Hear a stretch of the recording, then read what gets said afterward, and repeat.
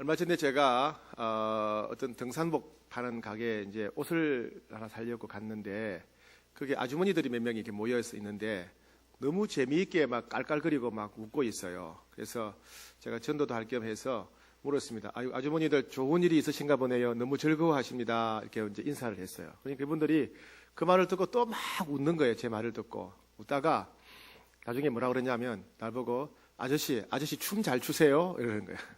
나보고 춤을 잘 추냐는 거예요. 그래서 무슨 얘기냐? 그러니까 이분들이 춤추러 다니는 분들인 거예요. 어제도 이제 춤추러 가서 너무 즐거웠던 거예요. 어제 재밌는 춤 얘기하면서 즐거워가지고 그렇게 막 깔깔깔 웃었던 모양입니다. 춤을 좋아하니까 세상 사람들이 춤 잘 추는 사람, 못 추는 사람 이렇게 나누어서 보이는 모양이에요.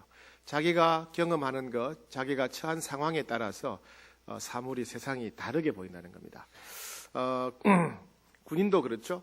여러분 군인이면 여러분 또 제대한 사람들 있잖아요. 군인이 세상을 볼 때는 민간인이냐 군인이냐 이렇게 나눠볼 거 아니에요, 그죠? 예, 의사들은 이 사람이 환자인가 아닌가, 그죠? 건강한 사람인가 아픈 사람인가 이렇게 나누어 보겠죠, 그죠? 예, 저는 어떻게 목사로서는 어떻게 보겠어요? 사람을 어떻게 평가하겠습니까? 잘생겼는가 못생겼는가 보지 않겠어요? 네, 교회 다니나 안 다니나 구원받은 사람인가 아닌가 이걸 보겠죠, 그죠? 하나님도 우리를 보실 때 여러 가지로 보시겠죠, 그죠? 예, 하나님이 보실 때 어떻게 보실까 이 문제를 한번 생각해 봤으면 좋겠어요. 하나님 앞에 우리의 모습이 어떠한가 하는 겁니다. 오늘 우리 이야기를 통해서 볼 때는 한 세 종류의 인생이 있는 것 같습니다. 세 종류의 사람이 있는 것 같습니다. 오늘 이야기를 통해서 함께 살펴보고자 합니다. 예수님께서 갈릴리를 떠나셔서 예루살렘으로 올라오실 때 많은 사람들이 예수님에 대해서 아주 기대가 컸습니다. 예수님 말씀을 들으면 너무나 감동적이고 이분의 말씀이 많은 사람들에게 너무나 지혜롭고 탁월하게 느껴지니까 또 이분의 이 말씀뿐만 아니라 이분이 기도하게 되면 병자가 낫고 또 환자가 치료가 되고 죽은 자가 살아나고 이런 기적이 일어나는 겁니다. 그래서 이분은 정말 하나님으로 오신 분이 맞구나. 그리고 이분이 예루살렘에 가시면 로마 식민지에서 우리나라를 해방시켜 주겠다. 이분은 우리나라를 독립시켜 줄 뿐이다. 우리 이스라엘을 구원할 사람이다. 이렇게 믿었습니다. 예수님의 가까운 12 제자도 그렇게 믿었고 또 70여 명의 제자도 그렇게 믿었고 500여 명의 사람도 다 그렇게 믿고 이분은 틀림없이 하나님으로부터 오신 분 맞다. 이분이 우리 이스라엘을 구원하실 분이다. 그렇게 설득같이 믿고 예수님을 따라왔습니다. 그런데 예수님이 예루살렘에 가시자마자 며칠 안 되었는데 하룻밤에 그냥 체포되시고 바로 그 다음날 사형 선고를 받고 너무나 무기력하게, 너무나 비참하게, 너무나 끔찍하게 십자가에서 그냥 돌아가신 겁니다. 이게 제자들한테는 참 충격이었어요. 충격. 아니 하나님으로부터 오신 분인 줄 알았는데 이렇게 무기력하게 이렇게 비참하게 돌아가실 수가 있나. 이분이 로마 식민지 치하에서 우리나라를 구원할 분, 이스라엘을 구원할 줄 알았는데 자기 몸도 못 구하고 이렇게 비참하게 십자가에서 죽나.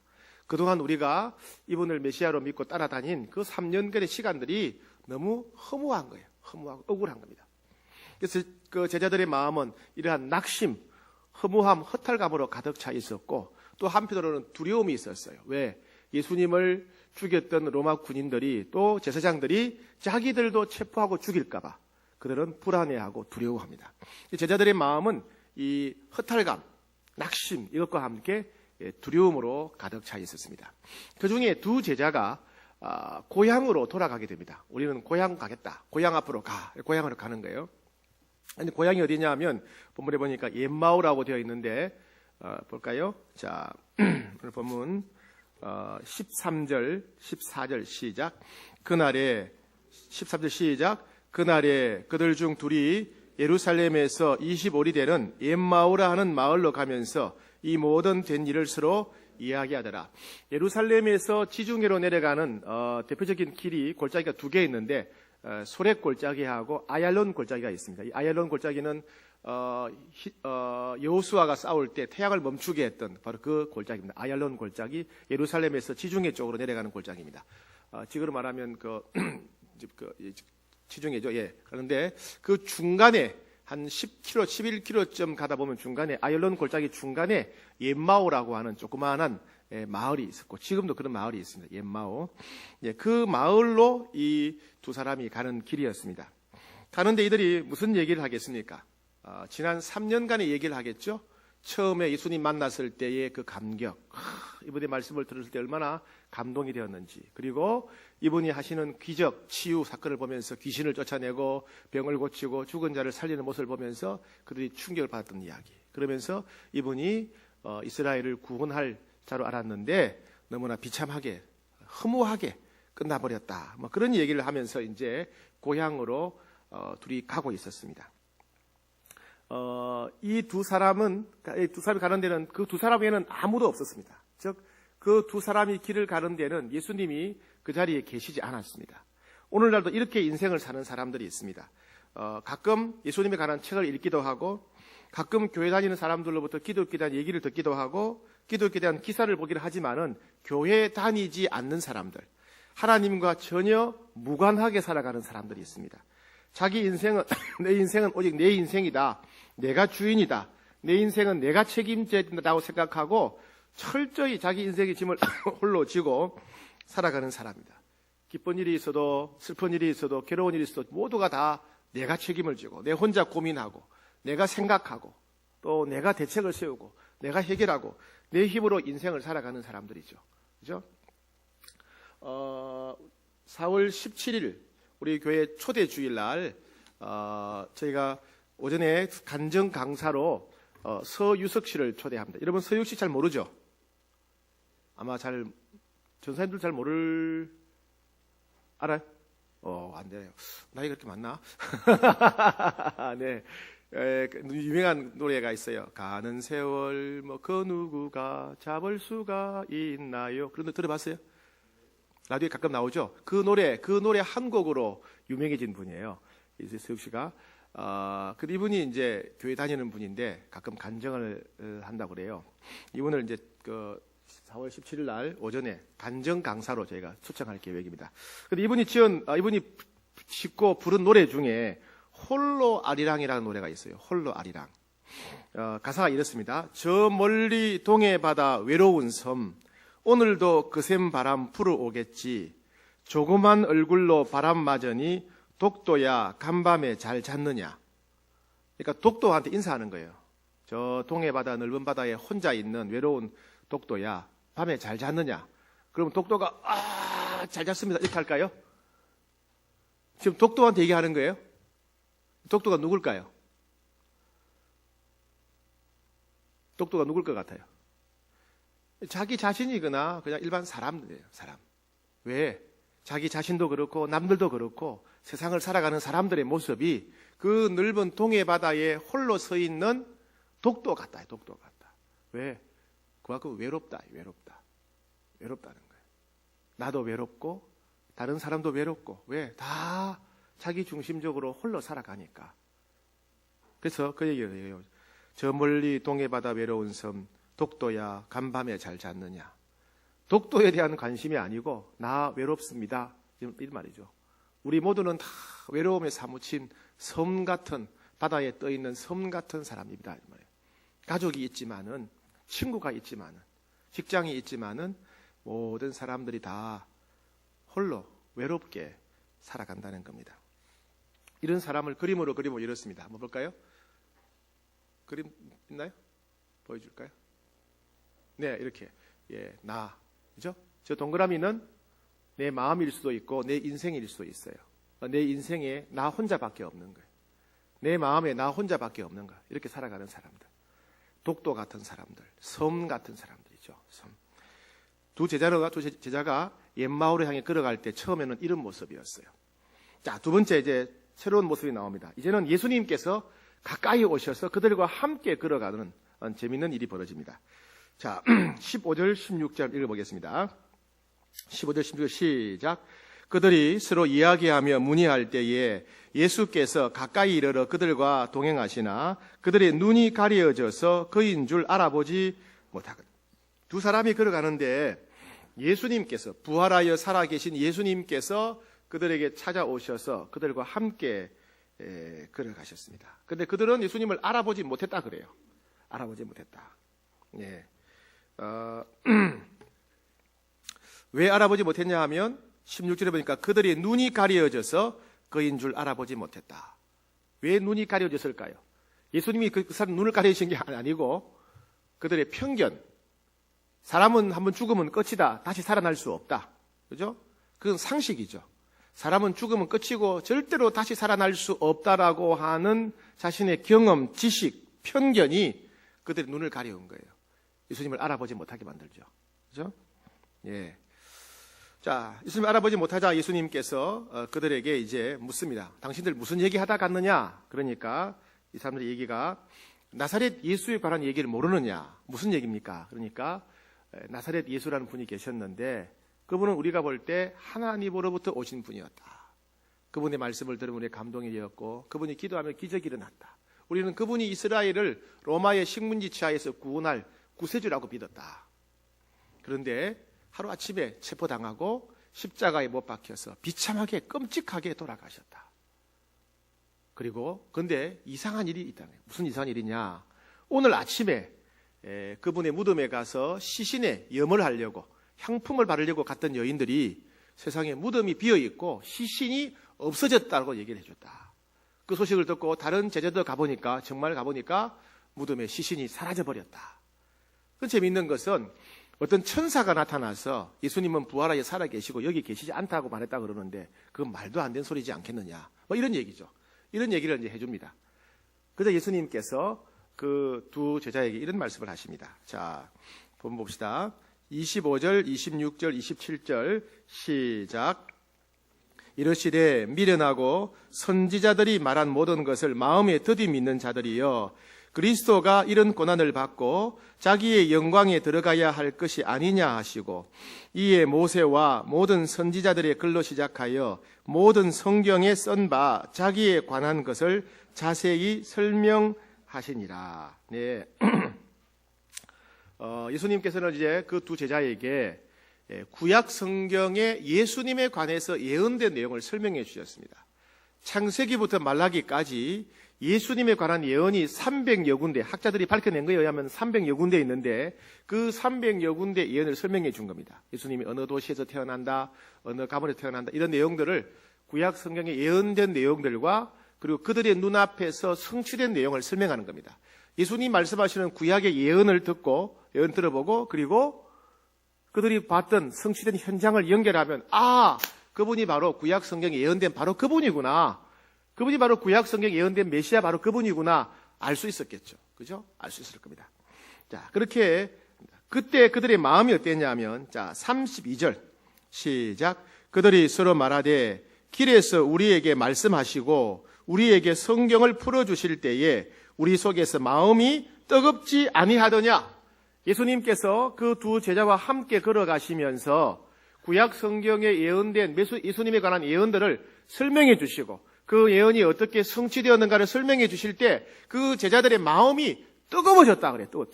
감동을 넘어서 뜨거워졌다. 그런데 문제는 그럼에도 불구하고 그들은 예수님을 알아보지 못합니다. 알아보지 못해요. 자, 오늘 우리 시대도 이런 사람들이 있습니다. 이런 사람들. 주로 이런 사람들은 교회 다니는 사람들이에요. 교회 다니는 사람. 심지어 세례 받기도 하고 직분을 받기도 하고 교회에 오래 다닌 사람들입니다. 성경에 대해 잘 아는 사람들이에요. 예배를 드리고 설교를 듣는 사람들입니다. 성경을 읽을 때 감동을 받기도 하고 설교를 들을 때 아니 목사님이 내 얘기 하시는 것 같아, 전사님이 내 얘기 하시는 것 같아, 이렇게 막 마음이 찔리기도 하고, 그죠? 때로는 찬송을 부르다가 눈물을 흘리기도 하고. 그런데 그렇게 마음에 감동은 있는데 예수님이 바로 자기 옆에 계시다는 걸 깨닫지 못하고 예수님 바로 자기 앞에서 역사하시다는 것을 느끼지 못합니다. 감동은 받는데 때로 마음이 뜨거워지는데 때로 충격은 받는데 때로 마음이 끌리기도 하는데 예수님이 살아계시다 그리고 내 앞에 내 옆에 계시다는 사실을 전혀 받아들이지 않는 그런 사람들, 알아차리지 못하는 그런 사람들이 있다는 겁니다. 여러분 우리가 많이 아는 것 같은데 사실 우리가 다 알지 못해요. 자, 제 모습을 예를 들어 볼게요. 제 모습 가운데 여러분도 알고 저도 아는 게 뭐가 있을까요? 여러분도 알고 저도 아는 거. 그러니까 제가 아는 거는 뭐예요? 제 손, 내 손을 알 수 있고 짧은 손가락, 손. 제 컴플렉스입니다 이거. 제 손. 그 다음에 제 배, 볼록 나온 배. 발, 이건 내 눈에 보이니까 알죠, 그죠? 이건 저도 알고 여러분도 아는 거예요. 근데 저는 모르고 여러분은 아는 게 있어요. 저는 모르는데, 저는 안 보이는데 여러분한테 보이는 게 뭐가 있죠? 제 뒤쪽, 제 등, 제 뒤통수, 이건 내가 볼 수가 없어요. 여러분은 볼 수 있죠? 그 다음에 제 얼굴, 제가 눈이 여기 있지만 얼굴은 안 보여요. 아무리 해도 이렇게 얼굴은 안 보여. 여러분 제 얼굴 보죠, 그죠? 보세요. 뭐가 묻었는지 다 보는 거예요. 이와 같이 우리 제 몸에는 남들은 보는데 나는 보지 못하는 게 있는 거야. 남들은 보는데 내가 보지 못하는 게 있어.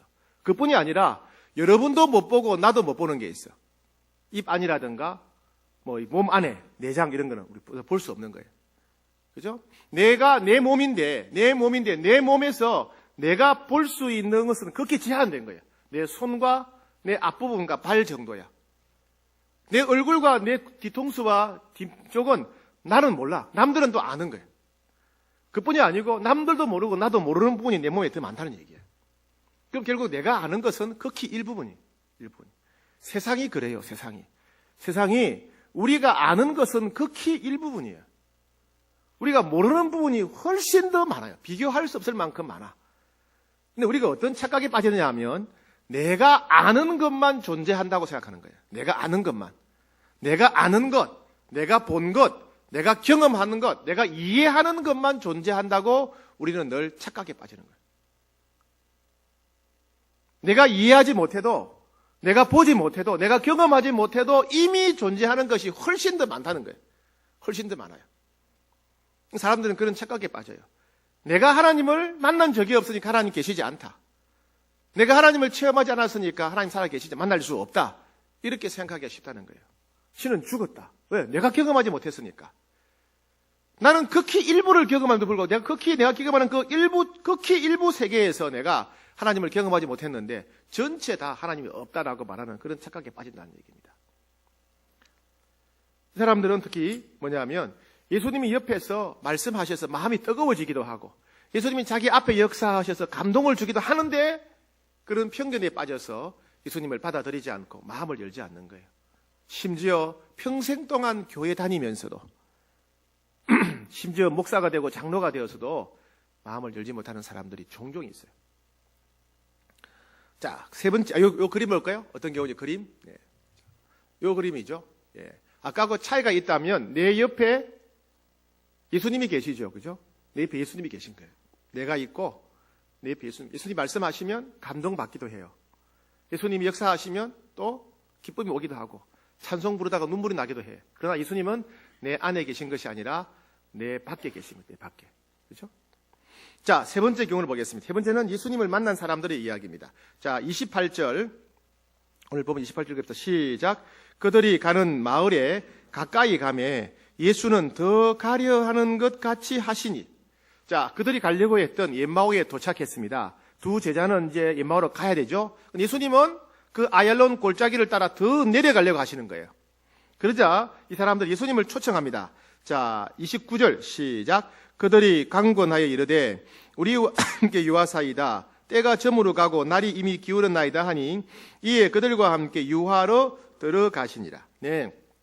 요즘은 이제 여관도 있고 호텔이 있으니까 숙식이 해결될 수 있는데 옛날에는 여관 호텔이 없어요. 그럼 어떻게 합니까? 어느 동네에 가면 아무 집이나 가서 제가 지나가는 나그네인데 하룻밤만 재워 주십시오. 이렇게 해서 그냥 그 집에서 자고 또 다음 가고 이렇게 합니다. 그러니까 그 두 제자도 그 예수님을 보고 이분이 가면은 지금 날이 어두워졌으니까 잠자리가 없겠구나 싶어서 자기 집으로 초청합니다. 선생님, 날이 어두워졌습니다. 저희 집에 오셔서 주무시고 내일 가시지요. 그러면서 예수님을 자기 집 안으로 초청합니다. 여전히 예수님이 누군지 몰랐어요. 예수님 알아보지 못했습니다. 예수님을 자기 집으로 초청했습니다. 자, 그런데 재밌는 일이 벌어집니다. 31절 시작. 그들의 눈이 밝아져 그인 줄 알아보더니, 그죠? 예, 됐어. 여기까지 합시다. 갑자기 눈이 열리면서 예수님을 알아봤어요. 조금 전까지는 예수님이 바로 옆에 계셨음에도 불구하고 눈이 닫혀서 예수님을 알아보지 못했습니다. 예수님이 말씀하실 때 성경을 풀어주실 때 마음이 뜨거워지고 감동은 있었는데 예수님을 알아보지를 못했어요. 그런데 어느 순간 그들의 눈이 밝아져서 예수님인 줄 알아보게 되었다는 거예요. 그럼 도대체 무슨 일이 일어난 겁니까? 왜 이런 변화가 있습니까? 그 내용이 30절. 30절 시작. 그들과 함께 음식 잡수실 때에 떡을 가지사 축사하시고 떼어 그들에게 주시니. 자, 이 무슨 얘기냐면 이렇게 설명할 수 있어요. 자, 요 지연이가 있는데 지연이가 목사님 저희 집에 한번 오세요. 제가 한번 식사 대접하겠습니다. 그래요. 예를 들면이야 부담 갖지 마. 자, 제가 지연이 집에 갔어요. 제가 가가지고 지연이 여기 앉아 있어. 식탁에 앉혀놓고 제가 가가지고 요리해가지고 지연아 이거 먹고 이거도 먹고 찌개도 먹고 고기도 먹고 이렇게 할 수 있겠습니까? 저는 뭐예요? 손님이에요. 손님. 이제 손님은 앉아 있고 주인인 지연이가 요리를 하고 뭐 해서 목사님 이거 드세요. 이렇게 해야 정상이잖아요. 그죠? 손님은 가만히 있는 거야. 그런데 그런 이상한 일들이 일어난 거예요. 자, 봅시다. 30절 다시 읽읍시다. 시작. 그들과 함께 음식 잡수실 때에 떡을 가지사 축사하시고 떼어 그들에게 주시니. 자, 두 제자가 예수님을 자기 집으로 초청했습니다. 식사를 합니다. 그러면 떡을 떼고 나눠주는 일을 누가 해야 됩니까? 누가 해야 돼요? 제자들이 해야 되죠. 자기 주인이니까. 제자들이 두 제자가 선생님 이거 좀 드시죠. 이렇게 막 이거 맛있는 좀 더 드세요. 이렇게 해야 될 거 아니에요. 근데 그렇지 않고 손님으로 오셨던 예수님이 떡을 가지다가 기도하시고 이걸 떼어서 이거 좀 드세요. 막 이렇게 나눠주는 거예요. 예수님이 손님이었는데 주인 역할을 하게 되었다는 겁니다.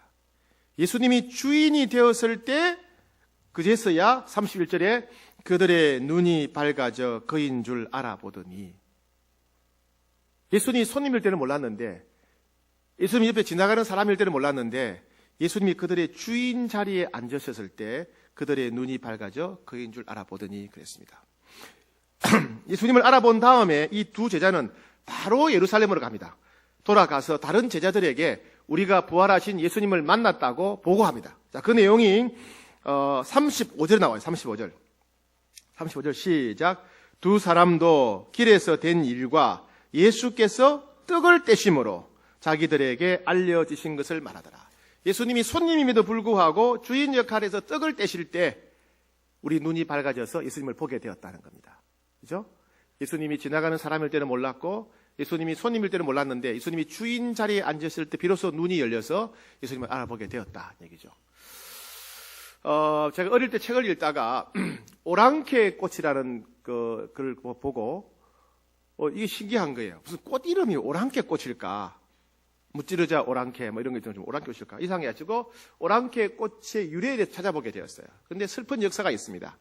왜 이 꽃을 오랑캐 꽃이라고 부르기 시작했느냐 하면 우리나라가 옛날에 뭐 조선시대 뭐 이전에 고려시대 이럴 때에 북쪽에 있는 저 평안도 저 함경북도 그런 쪽의 사람들은 북쪽에 있는 오랑캐들의 침략을 늘 받았다는 거예요. 거란족, 몽골족, 여진족, 만주족 이런 사람들이 계속 쳐들어와가지고 이쪽에 살기가 좋으니까 와서 집에 불을 지르고 그 다음에 식량과 가축을 약탈해가고 사람들을 죽이거나 종으로 노예로 끌고 가고 늘 이렇게 침략을 당했다는 겁니다. 그래서 이 북쪽에 사는 사람들은 언제 이 사람들이 쳐들어오나 늘 긴장해야 되고 그들을 무서워하고 또 재산을 빼앗기고 가족들이 헤어지는 슬픔을 겪어야 되는 겁니다. 근데 그 사람들이 언제 쳐들어오느냐 하면 주로 겨울이 지나가고 봄이 될 때 쳐들어오는 겁니다. 겨울에 눈이 녹고 얼음이 다 녹고 강이 풀리면 쳐들어옵니다. 근데 이들이 쳐들어올 때 오랑캐가 쳐들어올 때 보니까 꽃이 피는 꽃이 보라색 꽃이 피는 거예요. 그리고 보라색 꽃이 피면은 이거 오랑캐 올 때가 됐다 알 수 있는 거예요. 왜? 그 꽃은 봄이 올 때 제일 먼저 피는 꽃이니까. 그래서 이름을 오랑캐 꽃이라 하죠. 오랑캐 꽃. 흔히 우리 제비꽃이라고 제비꽃. 제비꽃 아시죠? 제비꽃.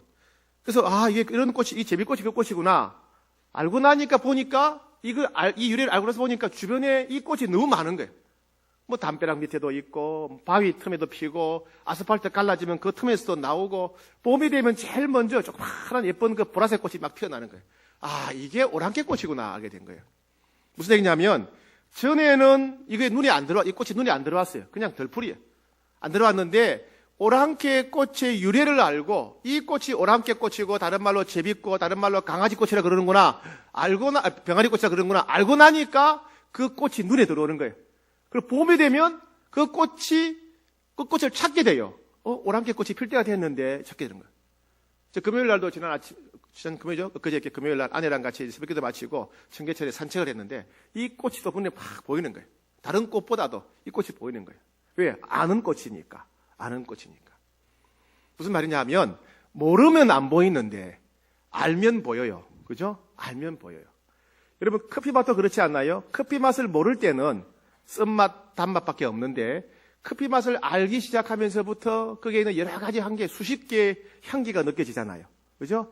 음악도 그래요. 모를 때는 안 들려. 잡음이야. 근데 음악을 알기 시작하면 그 음악에 있는 리듬이나 하모니가 아름다움이 들리기 시작하는 거예요. 그림도 그래요. 그림도 알게 되면 그 그림 속에 있는 아름다움이 보이기 시작하죠. 알면 보여요. 그죠? 알면 보이는 거예요. 알면 들리고, 알면 맛이 느껴지고, 알면 귀에 들리는 겁니다. 마찬가지로 예수님을 초청해서 주인으로 모실 때 예수님이 보입니다. 알게 된다는 거예요. 예수님을 초청해서 주인으로 모실 때 비로소 예수님을 알게 돼요. 우리는 잘못 생각하고 있습니다. 예수님을 만나고 예수님을 알게 되면 예수님을 초청해서 주인으로 모실 거라고 생각해요. 그게 일반적인 상식이에요. 그죠? 예수님을 먼저 만나고 예수님을 알게 되고 그 다음에 내 마음속에 초청하고 그 다음에 주인으로 모신다라고 생각해요. 그러나 예수님 방식은 달라요. 우리가 예수님을 먼저 모르지만은 예수님을 초청한다. 예수님을 주인으로 모시고 난 뒤에서야 비로소 예수님을 알게 된다는 거예요. 이 두 제자가 부활하신 예수님을 만났던 경험이 그런 방식이에요. 예수님을 몰랐지만은 예수님을 마음속에 초청했어요. 그리고 주인 자리에 모셨더니 예수님을 알아보게 되었죠. 그렇죠? 여러분 지금도 마찬가지입니다. 지금도 예수님은 살아계시고 역사하십니다. 이사야 30장에 보니까 너희가 우편으로 치우치든지 좌편으로 치우치든지 네 뒤에서 말소리가 네 귀에 들려 이리로 가라 저리로 가라 할 것이다. 예수의 영이신 성령님께서 우리 삶을 그렇게 인도하신다. 보호하신다는 겁니다. 오늘도 우리를 만나 주신다는 겁니다. 그렇죠? 이 모습을 보면 그림으로 그리면 자 봅시다. 어떻게 되는지 볼까요? 이렇게 될 수 있겠죠. 우리 마음 속에 우리 인생 속에 예수님이 들어와 계신 거죠. 주인으로 왕으로. 예수님이 약속했습니다. 볼지어다 내가 문 밖에 서서 두드리노니 누구든지 내 음성을 듣고 문을 열면 내가 들어가 그로 더불어 먹고 그는 나와 더불어 먹으리라. 예수님 우리 마음문을 두드리신대요. 우리 예수님 말씀을 들을 때 감동이 올 때가 있죠. 찬송을 부를 때 눈물이 날 때가 있죠. 하나님 역사를 보면서 많이 충격받을 때가 있죠. 그때 우리 마음문을 두드리실 때 우리 마음을 열고 예수님을 초청하면 내 안에 오십시오. 초청하면 우리 안에 오시겠다는 거예요. 우리가 예수님 제 마음을 엽니다. 제 안에 오십시오. 초청하면 우리 안에 오시겠다는 거예요. 그리고 예수님을 주인으로 모실 때 우리는 예수님께서 우리 삶을 인도하시는 것을 경험하게 되고 보호하시는 걸 경험하게 되고 우리를 변화시키는 걸 경험하게 된다는 거예요.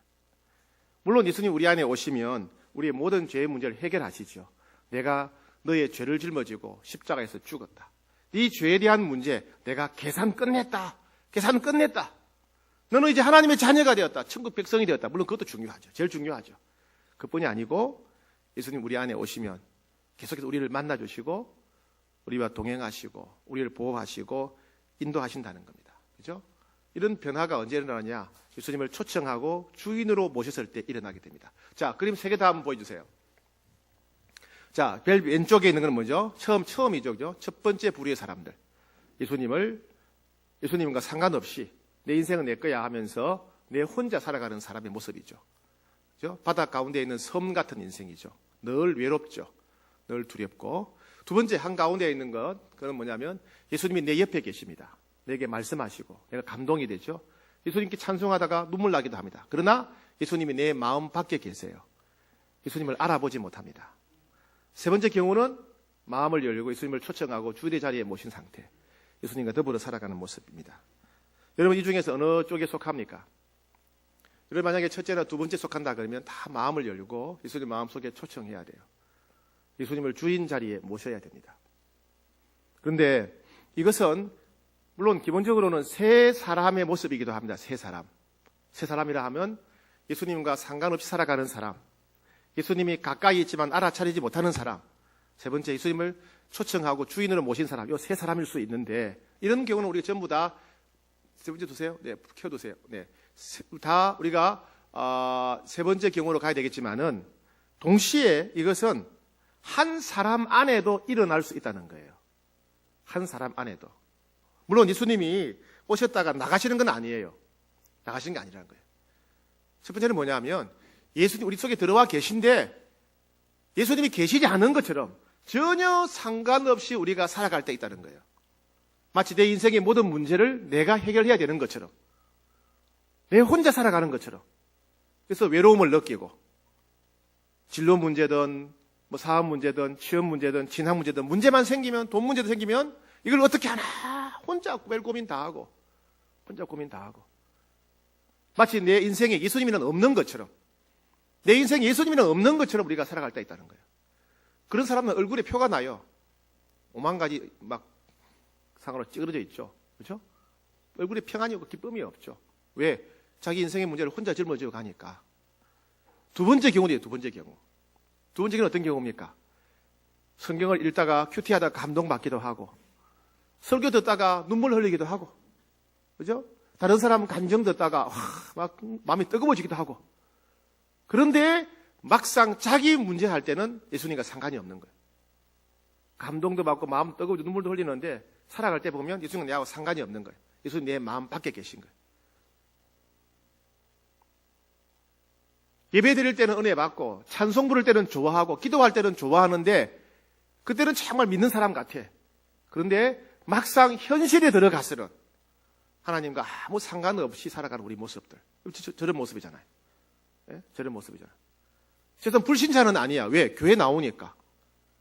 남들이 볼 때는 되게 성숙한 사람 같아. 막 찬송 부르고, 막 찬송 부르다 눈물 흘리고, 설교 들을 때 아멘 아멘 그러고, 막 큐티할 때 노트도 엄청나게 많이 쓰고. 그런데 막상 자기 현실에 들어가서는 하나님 자기가 상관이 없고 자기 밖에 있는 것처럼 혼자 고민하고, 혼자 해결하려고 그러고, 혼자 살아가고, 외로움을 느끼고 살아가는 모습. 우리 모습 아닙니까? 그렇죠? 우리 안에도 이 세 가지 모습이 다 있다는 거다. 동시에. 혹시 여러분 가운데 한 번도 예수님을 마음속에 초청한 적이 없는 분이 있다면 예수님 마음속에 초청하셔야 돼요. 그리고 주인으로 모셔야 됩니다. 일생에 한 번 그런 결단이 필요해요. 그때부터 우리 인생이 진짜 형통하고 행복하기 시작합니다. 예수님을 만나야, 예수님과 함께 살아가야 정말 행복할 수 있어요. 행복한 인생이 되는 비결, 행복한 직장생활, 행복한 여러분 결혼생활 하는 비결은 예수님 잘 모시고 살아가는 것밖에 없어요. 그리고 혹시 이미 예수님을 영접했지만은, 이미 예수님 모시고 살아가지만, 이미 예수님 만났지만은, 그러나 내 삶의 형편을 보니까 어떤 때는 제일 왼쪽, 거의 불신자의 모습으로 살고, 어떤 때는 감동받고 은혜 받지만은 현실 속에 들어갈 때는 아무 상관없이 내 힘으로 살아가는 그런 우리 모습 가지고 있지 않습니까? 여러분, 그런 사람들은요, 빨리 인생의 주권을 자꾸 내어드려야 돼요. 여러분이 걱정하는 문제가 있을 때마다 그 문제에 대한 주권을 예수님께 내어드리셔야 돼요. 여러분이 두려워하는 문제들마다 예수님께 주권을 내어드리셔야 돼요. 예수님께 문제의 주권을 내어드릴 때 우리는 예수님이 살아계심을 경험할 수가 있어요. 예수님께 우리의 문제의 주권을 내어드릴 때 예수님이 우리를 도와주시는 것을 경험할 수가 있어요. 예수님께 우리의 주권을 내어드리면 내어드릴수록 우리는 주님을 더 강력하게 체험하게 됩니다. 예수님이 눈에 보이지 않기 때문에 우리가 모르는 게 아니에요. 예수님이 멀리 계시기 때문에 눈에 보이지 않는 게 아니에요. 우리의 삶의 주권을 우리가 쥐고 있기 때문에 눈에 보이지 않는 겁니다. 주님이 역사할 틈이 없는 겁니다. 여러분 걱정하는 문제들, 진로 문제든 건강에 관한 문제든 가족에 관한 문제든 여러분 내면에 관한 문제든 뭐든지 여러분 주권을 내어드리세요.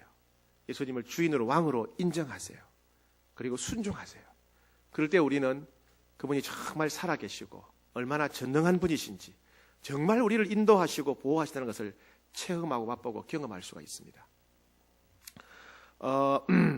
영국의 왕들 중에서 제일 유명한 왕들 중에 하나가 빅토리아 여왕입니다. 이 빅토리아 왕은 굉장히 유능했던 왕이고 여장부였죠. 그리고 국민들을 정말 사랑했고 그리고 믿음이 아주 좋았던 여왕이라 그래요. 빅토리아 여왕이. 이 빅토리아 여왕은 가끔 백성들을 살피기 위해서 일부러 백성들 집을 방문했답니다.